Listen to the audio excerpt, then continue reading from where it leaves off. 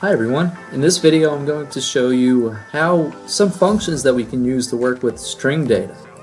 Alright, so we're going to say, I'm going to insert two columns here in the data that I'm working with. And what I want to do is I have a variable here or a field in my data that has first and last name and they're combined into a single variable. How can we separate this?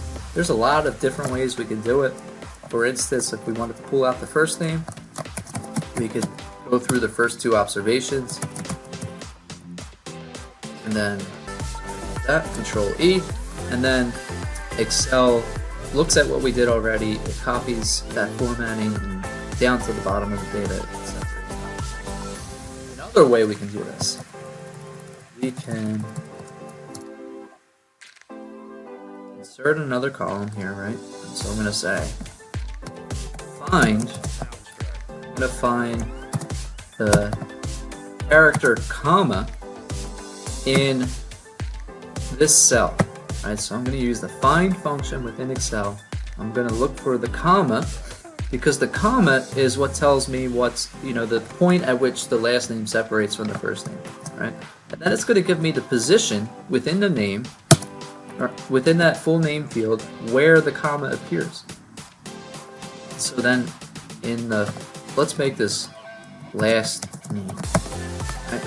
And so I'm going to say my last name field, I'm going to use what's called the left function, right? So the left function is going to take characters from the left side of the cell and it will go as far as you tell it to.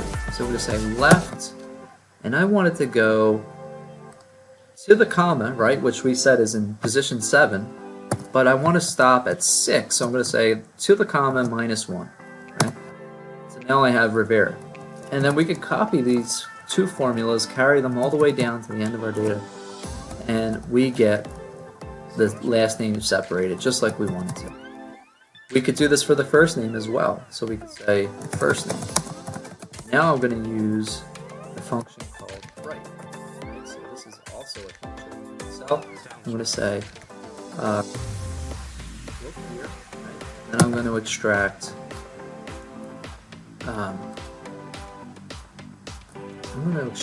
before we do that, let's set up one more I'm going to say this is position of the comma, and then I want to know the length.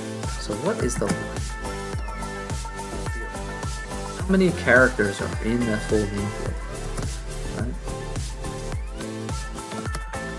I'm going to do equals len.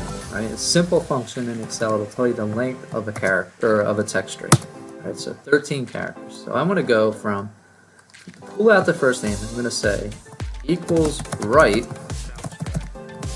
and I want to go from 13 minus 7. I want to pull out 6. Right? So how's that look? So I added a space there. So what I want to do is I want to modify this formula. I want to subtract 1 to remove the space. Right, so now we have what we want. We can copy this down. Now we have first and last name, separate it. If I wanted to reorder this, there's nothing in this row. Let's make this so it reads first and last name.